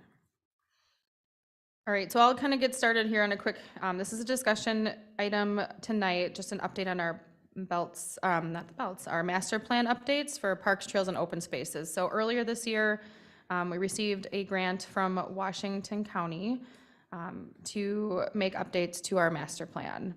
The intent with this is really to take a look at our existing park system and also really apply an equity lens to our park system as well. So really understand and look at some of those historically underrepresented populations. How are we meeting the needs of the community and all residents? So through this process, right now, I'll kind of run through just these slides quickly, a little presentation with some more information. So far, a lot of the work has been done through Bolton and Mank, running some analysis on demographics and populations and some mapping, which I'll go through here shortly. So at this point, a lot of the work has just been, what does our existing system look like? Better understanding that. And then I'll kind of talk through of kind of what's up and coming in our next steps in this process. So I tried to keep this pretty high level, but we'll go through this. I just wanted to start with our mission statement, again, is to develop a sustainable parks, trails, and open space system accessible to and meeting the needs of all residents of Forest Lake. So again, when we did the master plan in 2014, it was adopted by City Council in the June of 2014. It's been a guiding document. However, this is a really good opportunity to look at, some of the things that have been done. So some of the goals of this process and updating is to reflect our current parks and trail system, to see what we have as parkland and our park amenities. Remove items that have been completed. So we have gotten some of the work done, some trail development, some of the kind of checklist items. We want to incorporate updates to improve access for all. So again, thinking about different populations and how can they access our parks and what barriers they may have. And then number 4 is comparing to the National Park and Recreation Standards. And really another key thing, and I talked about a little earlier, is just really developing a stronger implementation plan based on the priorities identified. So how are we gonna, what are our action items to really just follow year after year and know what we're doing so that we have that plan in place? And I think it's gonna help better guide us as we move forward with our decisions. So our master plan is gonna end up with 5 chapters. So existing conditions, we're gonna go over a needs assessment, community engagement, recommendations, and implementation. So existing conditions, review and assessment, again, a lot of this was provided by Bolton and Mank through their analysis. So they just highlighted, we have 23 parks, 32 miles of trail or sidewalk, and they kind of just break that down a little bit. So here's just a quick map of, here's what we're currently working with, our existing parks and trail system. Again, here, just a quick map of they're all numbered. I'm not gonna go in great detail. I think you guys know our parks pretty well. Here is a half-mile service area, so Bolton and Mank ran this to kind of show, you know, people within about a half a mile from a park. So that kind of gives us an idea of what areas we're looking at in the community. I just want to note too that different from our past planning documents, that these service area buffers are really just from city facilities and doesn't necessarily include things like the school district properties or churches that might have playgrounds, really showing the community's need with the community's or the city's needs with the city's resources. It's not to say that those other community amenities are not important. It's just if that church or that playground on that other piece of property goes away, we're not then counting on that to be filling in those gaps in those service areas. And then here, similarly, this is taking it one step further when the National Park and Recreation Association really strives for a 10-minute walk shed to the park system. So this highlights that 10-minute walk to parks. So what you see highlighted is that area with the 10-minute walk to parks. So here, just kind of high level, and this is all draft format right now, things that we're looking at. But again, really looking at how do we stand currently with our existing park system and trails to the NRPA standards. So we're, again, draft mode, but really starting to look at what are the different facilities, what is the NRPA standard, how many do we have, and what does that need by 2040? So this is really going to help us to see and prioritize our community requests that come in. We get a lot of individual requests for hockey, for volleyball courts, you know, dog parks. We get a lot of individual requests, and instead of, you know, taking those as a one by one, hopefully the goal here is to have a plan in place and really prioritize the needs in the community and where we may need show a deficit. So again, we are going to do some peer community reviews. So we're looking at a couple other communities and trying to show, you know, comparatively, where do we stand in Forest Lake as relates to the NRP standards and what our park system currently looks like. How did we decide which other cities to compare against? That's a great question. The city, we currently have about 13. There's a number, and it kind of just depends on which division you're kind of looking at. The city uses them quite a bit in the kind of top 13 when we're looking at things in comparing to tax revenue, what are communities with very similar size tax revenue and population and those sorts of things. Even though right now this, as Jamie indicated, this is draft, we have also asked our consultants just to look at a few other communities that might be more appropriate than maybe Anoka, Elk River, and Stillwater. That's also included in that top list. Okay. So yes, as Abby mentioned, this may change, or the comparative cities may change, but we are looking at that and just want to kind of show how we relate to some of our other comparable cities in the state. Community demographics, again, this was pulled from Bolton and Mank, just really wanted to pull together different data. I think one thing that really stood out, I think it might be, is it on this one?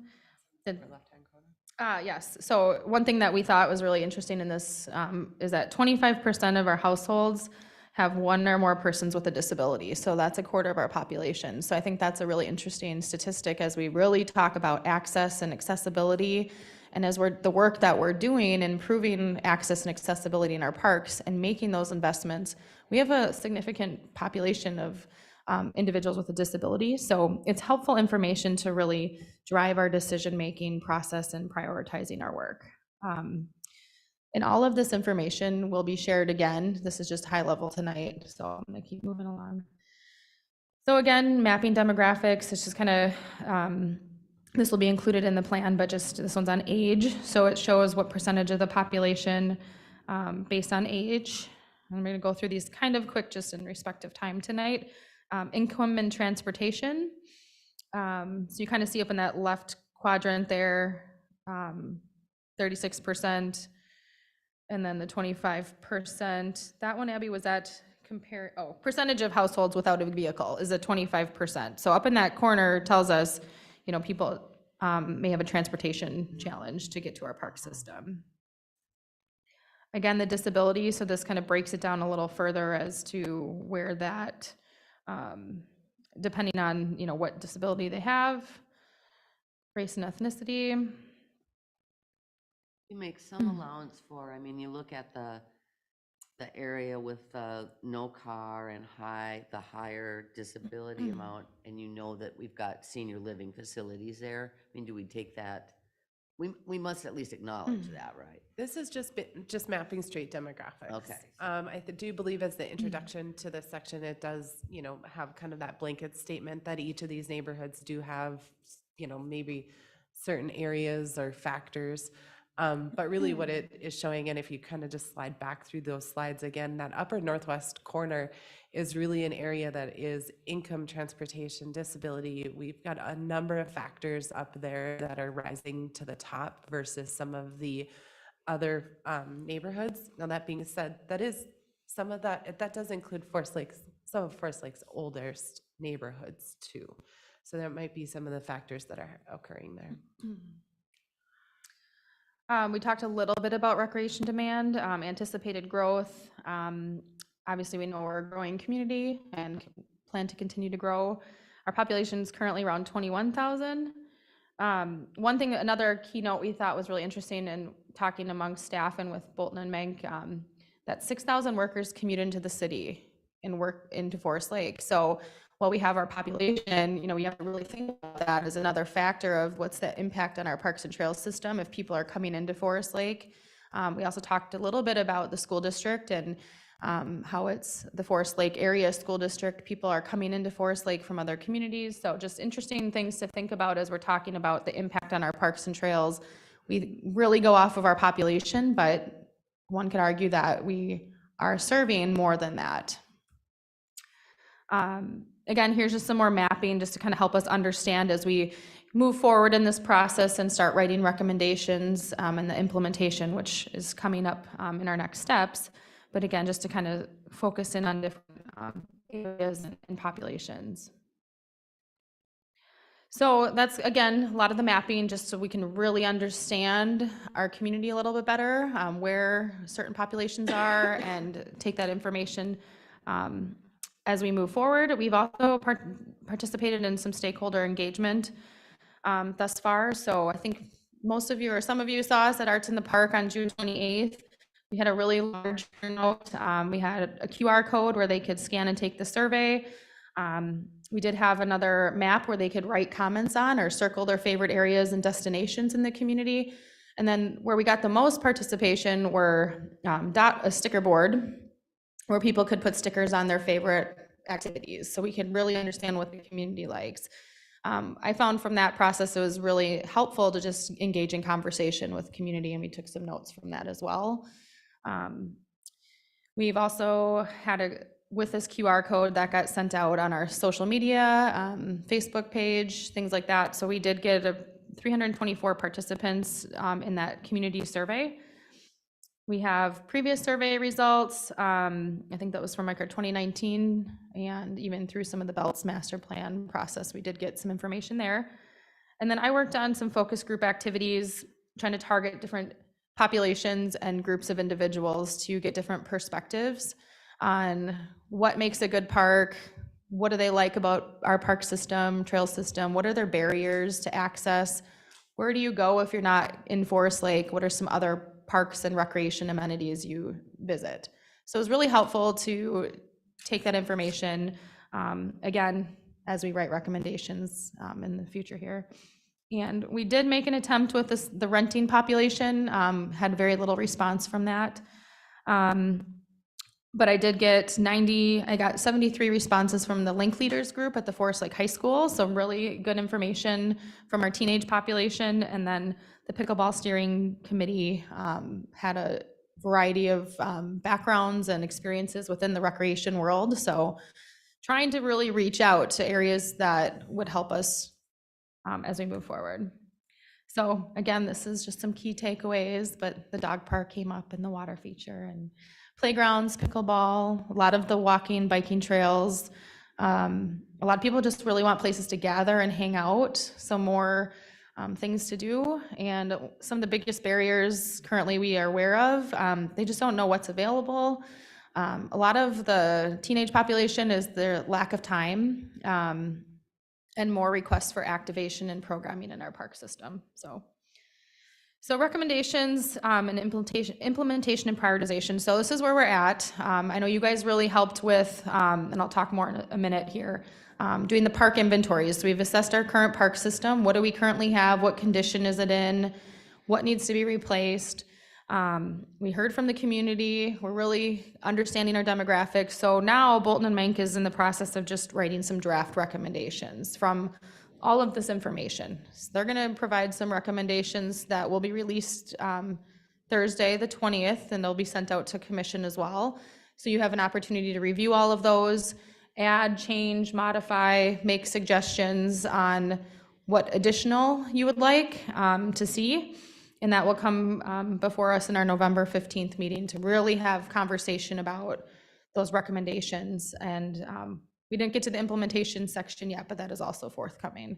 So with implementation section, is that where we take into account the monies? Yes, So we'll prioritize and then we'll look at what we have. or what correct. We project. We will not. This is a high-level planning document, so, yeah, once we have this document in place and we look at kind of some of that asset management where we sit with some of our parks, then as we start to do our annual capital improvement planning, that's where then we'd really start digging into the budget. So this sets kind of the big umbrella, then the capital improvement plan is kind of that, how are we gonna get to the big umbrella? And that's when we look at the financing They really aren't specific. giving us an implementation plan, they're giving us the recommendations and prioritization. Well, the implementation isn't gonna necessarily say, replace this equipment at this park. I'll It's wait till I gonna see be it then. it's gonna be a higher level implementation. I think there is gonna be, when we look at this, like recommendations based on budgeting or partnerships and agreements are very, high level kind of things. I think we're gonna see a lot about just policies and procedures and administration and how this division of the city is really, needs to move to be able to be that system that I know Chair Steenblock wants us to be. So the recommendations, did I hear you correctly on the previous slide that, did you say next Thursday Bolton Mink is going to publish some recommendations and they will also go to us? The target date from Bolton and Mank is this Thursday, the 20th. So if that changes on their behalf, I will let you know. But that is what we've received from communication, that by this Thursday was their goal to have some draft recommendations, and I will send that out as soon as I have that from them. So it goes to us first, or it goes to us and the community at the same time? Just to Trying to you, it's clarify. not for the Okay, community at okay. this time. And Alright. then our November 15th meeting, this will be an agenda item where thank we you. can discuss it further. Will the November 15th meeting allow us to share our ideas from our park tours? Because we haven't had that opportunity yet. You sent that right to Bolton Mank, which is fine, but we haven't had a chance to find out what it was that we found when we went on our park tours. That's going to be forgotten, or is that going to be on November 15th? Nope, that was sent to Bolton and Mank. They needed that information to update our inventory for our analysis of our existing system. So they have that, and this is my last slide for tonight too, is new to the master plan updates is what they're doing is they're gonna create an individual park assessment for each park. So this is kind of small to see, but it kind of takes what you got, the work we've done, we've gone out, here's what we have right now. We didn't list, I don't think, the conditions of all of them specifically in this plan, but the intent of this is to say, okay, hopefully this is a tool for the Parks Commission moving forward. We know what we have, and then here's what we've heard. Here's some issues or opportunities. So as we're working on our capital planning, park planning, we can look at these individual park assessments and, make some determination on, okay, we need a zip line in this community. Has anyone, had any feedback on where that would like to go?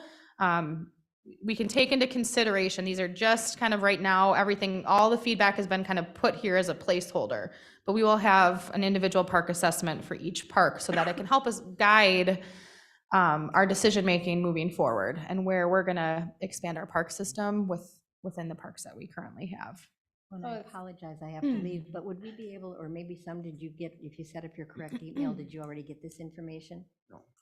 I would appreciate if you could just send it over on I guess I don't know which email because I haven't set up that fancy one yet and don't really like to think about doing that. So if you could get permission from someone to just send it to my email, that would be great. Commissioner Moorhead, with all due respect, the city has requested directed us to use all city emails. Well, that's great. Okay. Well, thank you. Sorry, I have to leave. And Jamie, did you Yeah. say that these individual park assessments that include the feedback will be part of Bolton Mink's draft?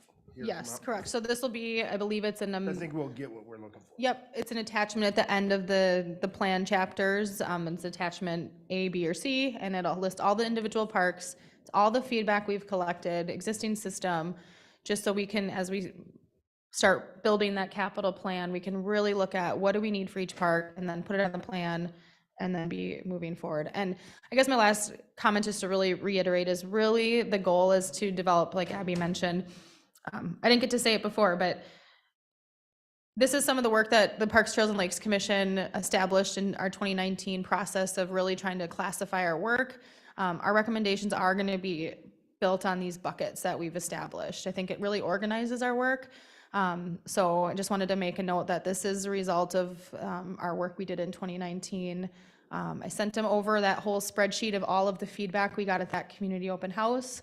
So we're really trying to take everything and just really get some standard processes in place. So when we, we'll know which parks need a master plan. We'll have a very detailed, like one of the recommendations could be develop a standard process for master planning. So it's very clear and outlined and what that timeline will look like. So it's going to help us build some structure and organization, policy development moving forward.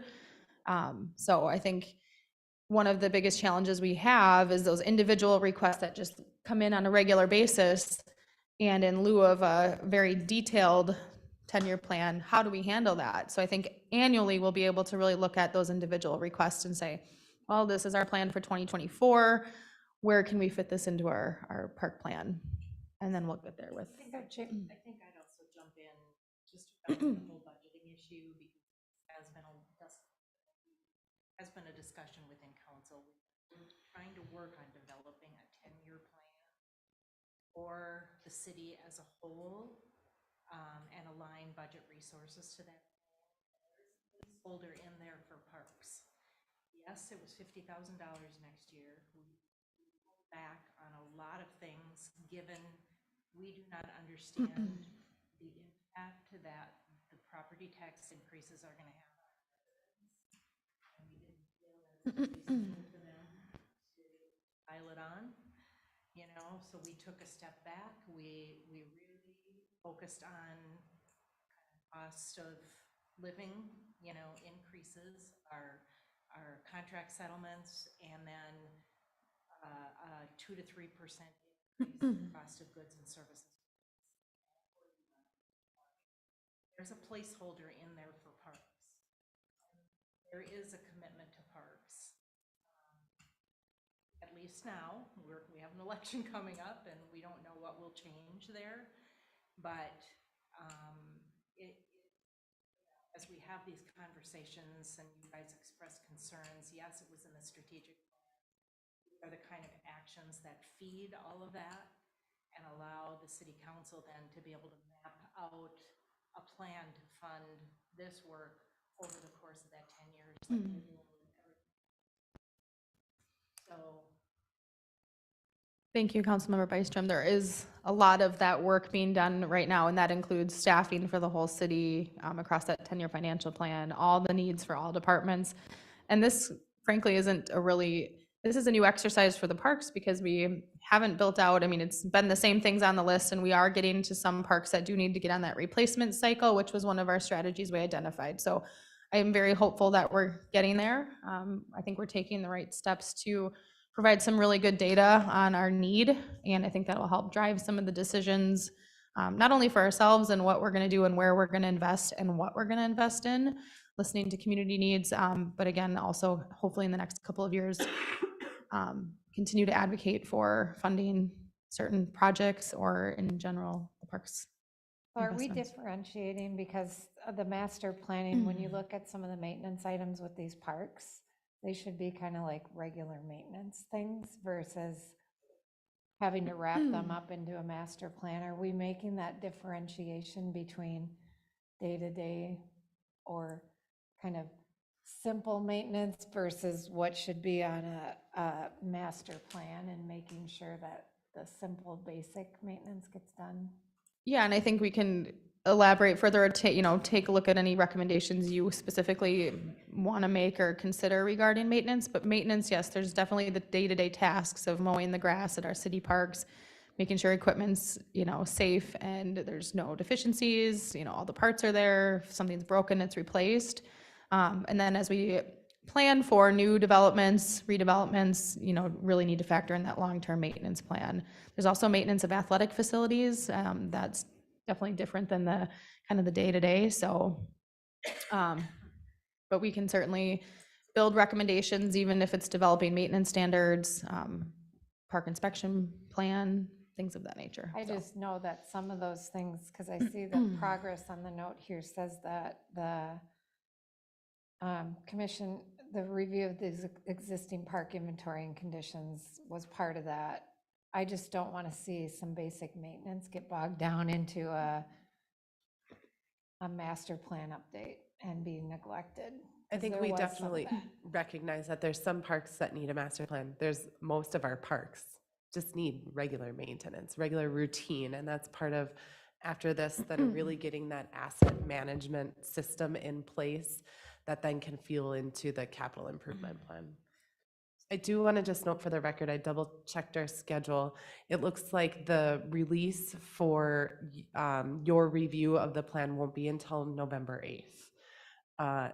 And then when it comes down to the meeting, your November 15th meeting would review the implementation and discuss the implementation, but you wouldn't actually make any sort of recommendation possibly until December. So you've got quite a bit of time still built in for your review, your input as a process. Sorry, I didn't mean to interrupt, but I wanted to double check that.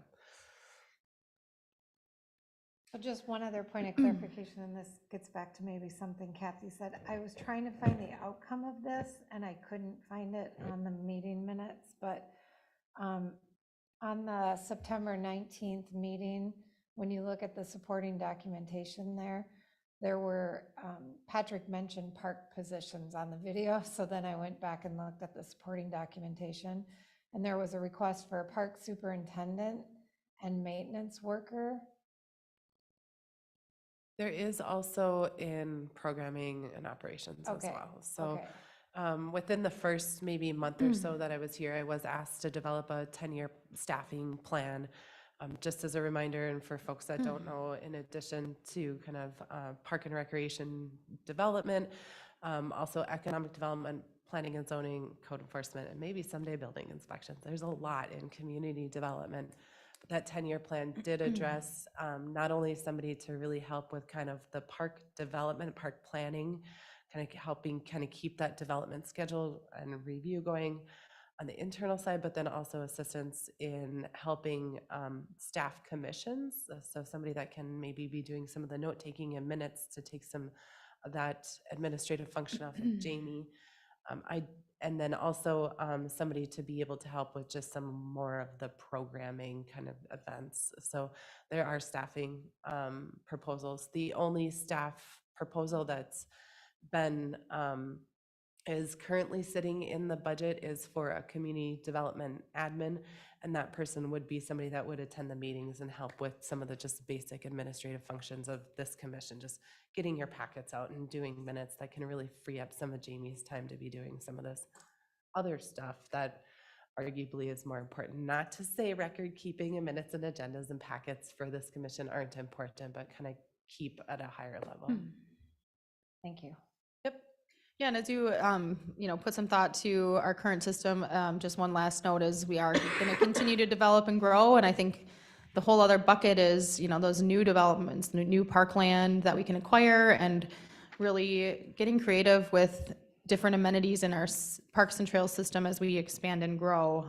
What other, other community needs that we can fill. Our current park system is what it is, and a lot of them do have a playground. We don't have a lot of additional land or room to do anything else. So that development piece and working hand in hand with Abby in the community development and economic development, they play a really strong role together. Just even today, you know, a conference that I was at, it's people are building, new developers are starting to build the park in that neighborhood of their development before they're even selling houses, because those houses will be more favorable to those residents and attractive to them. So there's just a really strong synergy there, and I'm looking forward to kind of getting through this master plan update and having a really solid document. It's really a tool to help us guide our decisions moving forward and across many levels. So that is where we're at with it. If you have any questions, otherwise we'll certainly get you the draft and look for your thoughts and feedback I think and the input. only other question I just had, is we have this whole other group then looking at the whole city redevelopment, and a huge part of that was Lakeside Memorial. So are we just putting that aside for now, and they're gonna come back with their recommendations based on what we know, or? The downtown plan has been adopted, and it's a very, you know, a larger area, kind of think second to second, Centennial to the river. It talks about programming efforts, improvements in Lakeside Memorial Park, and that's just kind of where it stops. I think during the planning process, it was, oh, it's a 5-year plan. Oh, it's a 10-year plan. I would argue that that's a 20 to 30-year plan. Okay. That being said, that plan definitely called for more planning. As with a background in planning, I always joke that good plans just call for more planning. That plan does call for more planning, and specifically the EDA is starting to look at first quarter 2023 project to start looking at the lakefront improvements. And this commission will definitely be consulted during that process. So we're just drafting kind of that scoping document right now. I know that this body saw the potential relocation of the boat ramp. There's a lot in that plan that couldn't be done could be done if the ramp stays, if the ramp goes. So, and then also, as I was going to mention later, just conversations we've recently had with your boat club and their desire to double their footprint. So some of that is going to be discussed and planned through 2023, including some shoreline improvements. And so it'll be kind of those chunk at a time type of thing. But Lakeside Memorial Park definitely is a park that, depending on some of those planning efforts and early activities that could happen, may end up having its own, you know, master plan in its own someday. But we're not there right now. Commissioner Geyer, to your point, I am providing the information from the downtown plan as it relates to activation and Lakeside Memorial Park. I am providing any of that feedback to Bolton and Mank for our master plan updates in case they need that as part of feedback that was received with. Feedback that was received. Correct. That whole. Not the whole thing. And it hasn't all been approved. The I mean, plan right, has, it's a beautiful goal. yep, it's a beautiful goal. The plan has been approved. It's a beautiful goal. Nothing's Next been step funded. was more. More Starting planning. to dive a little deeper, starting to understand costs and, okay. All right. So that is all I have on the master plan update. I'm happy to answer any other questions at this time.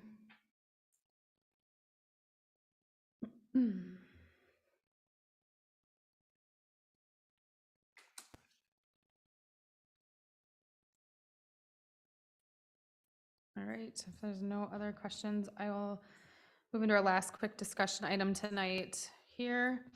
Arts in the Park concert series for 2023.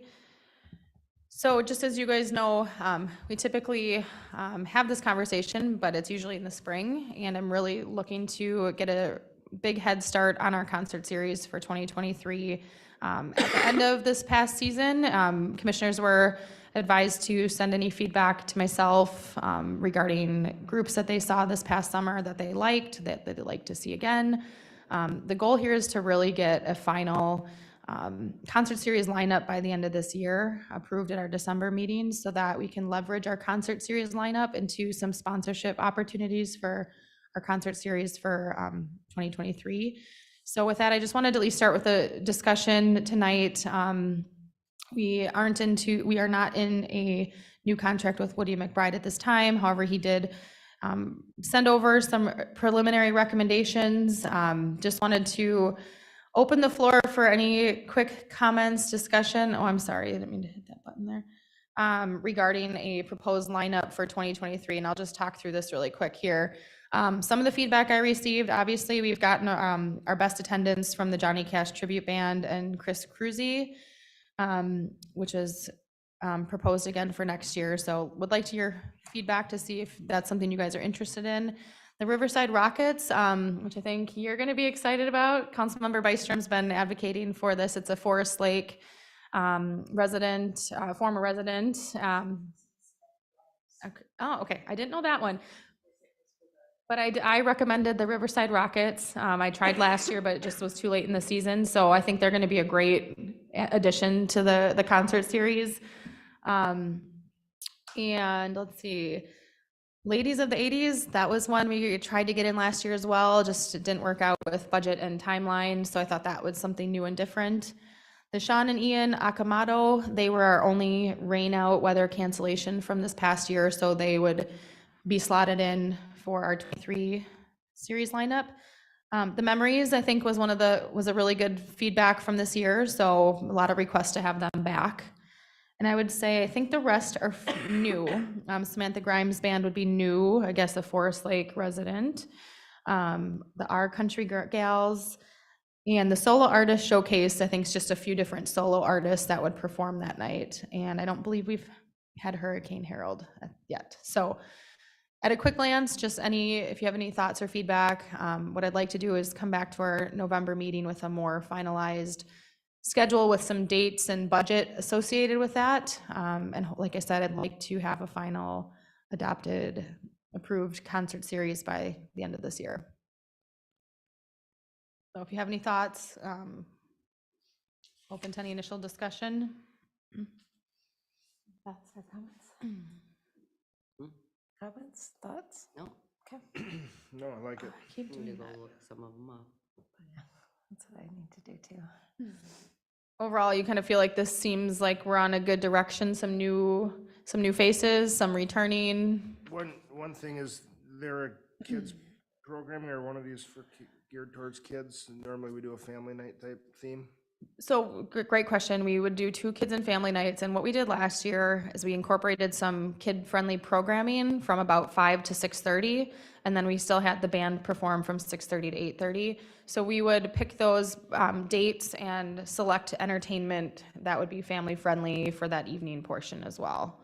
So we would have 2 kid and family nights. And I would suspect the Wildlife Science Center would be back. They were really a big hit, and then incorporate some other specific kid-friendly programming. Fair enough. When I looked at Hurricane Harold's website or the site that he was on, couldn't tell if he by himself at this or he showed him with different groups. Is he a group or is he an individual? I believe he's an individual. I don't know the background of Hurricane Harold, but I can certainly, before our next meeting, do a Hours little of bit. harmonica is a long time.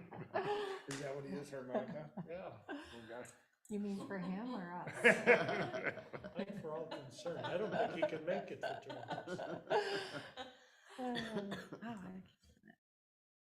Glad you picked up on that, Doug. Yeah. If you have any other thoughts or comments or stumble across a different group you're interested in or any other things you'd like me to consider, you can just send that over. Otherwise, I'll kind of work on packaging this up, attach some dates and budget to this, and bring it back to our next meeting.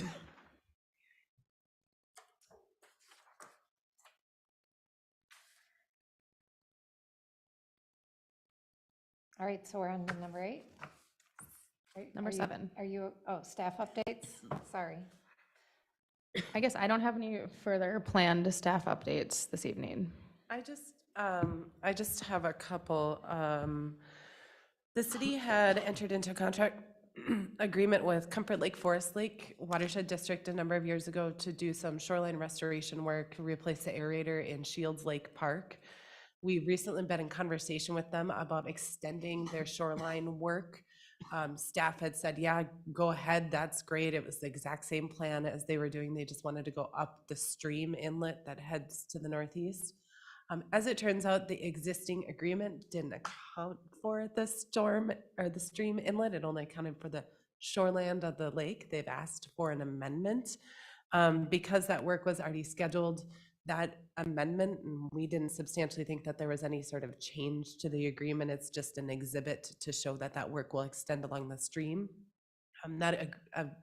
Agreement amendment is scheduled for the council next week, essentially just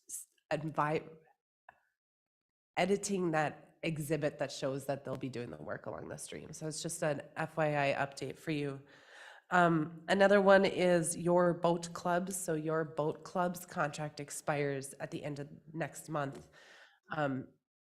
This body does not meet before the city council can act on that agreement. There are things in that agreement that the city is not prepared to negotiate at the moment. And because your boat club has expressed an interest in expanding its footprint, staff is wanting to extend that contract for 1 full year.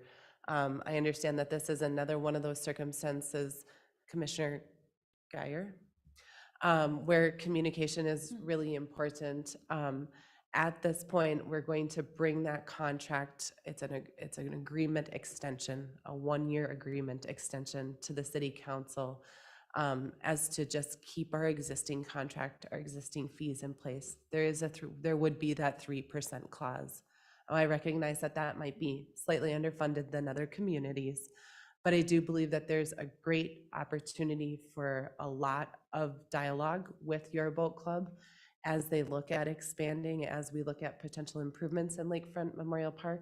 And we're not prepared to just open up the dialogue on all of that contract at the moment.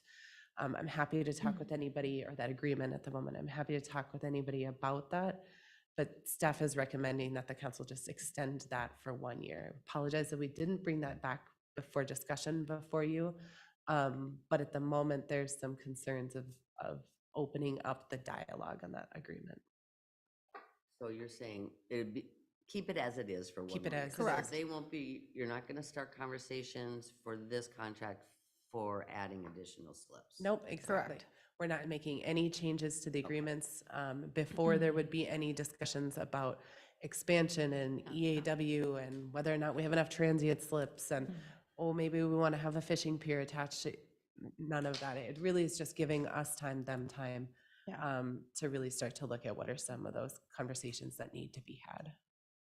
I guess, I mean, we've used your boat club before, but the one thing that we don't have is we don't have enough frontage, or we don't have it. So that's my 2 cents. I would rather have it stay the way it is. It's a very narrow lakeshore, and we probably hear a greater request for more transient slips, or just people that maybe live on the lake or came, put in for the day, that maybe want to boat or dock and go have lunch. So part of the conversations that we're going to have with your boat club, and as we start to look at that whole lakefront development, is how do we fit it all? Can we fit it all? And I would say that you're onto something there. And then lastly, as kind of briefly touched upon, the city council did approve or set their preliminary levy.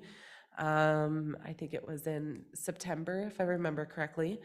That did include a $50,000 tax contribution. So this is what I think this commission may be expecting, but I think you may have also been expecting 450/50 in the capital improvement plan. The capital improvement plan that the city council did see is a 10-year plan. That is not necessarily customary in the public sector. Usually capital improvement plans sometimes are 3 to 5 years. This is really trying to give the city council, and Councilmember Byström might be able to comment more on it, but really designed to give the council a full picture of all of the funds and what's going to happen if we nickel and dime them all, as we've maybe been doing, or if we overload one and don't account for others. We did notify that the council that even though there were, aside from Belts Park, planned activities, planned funds in years 4 through 10, that they were really just placeholders. Pardon any recreation pun, but we get a mulligan. We've mentioned to you, after we do the master plan, we're gonna turn right around, update our asset inventory, and then really start looking at that capital plan. The goal is that by budget season, so June, roughly of 2023, we're in probably the best poised place, or this commission, the Parks Department division, is in the best poised place to say, okay, this is what we need. We know 10 years, we need this, and really make those requests then to the council that are really well-funded in all of the facts that kind of come behind the planning studies and whatnot. So you'll see a little bit more about that capital improvement planning in first and second quarter of 2023. There you go. Already done. I just wanted, I just think parks are important. Quality of life is important in this.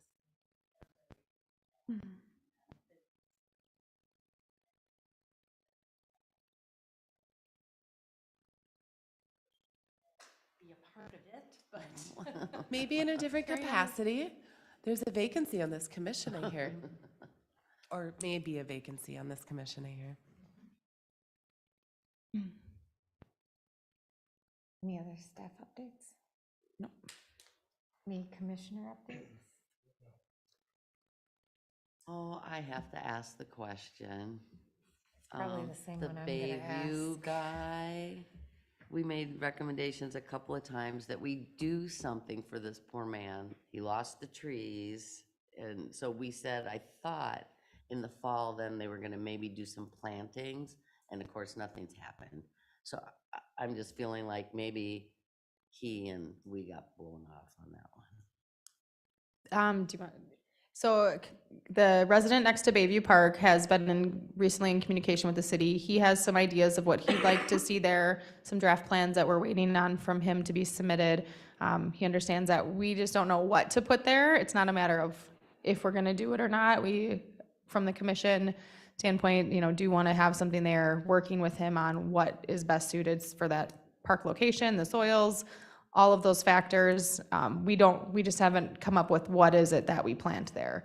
We are going to see what he recommends, and once we get that from him, we're going to continue to work with him. It's been a little slower of a process, but it's not it's one of those one-off requests that we're trying to work in as we're able to and find the best solution for that location. So is there anything further on that? The only thing that I would say is just that, funding is a challenge, right? And so this body doesn't have money.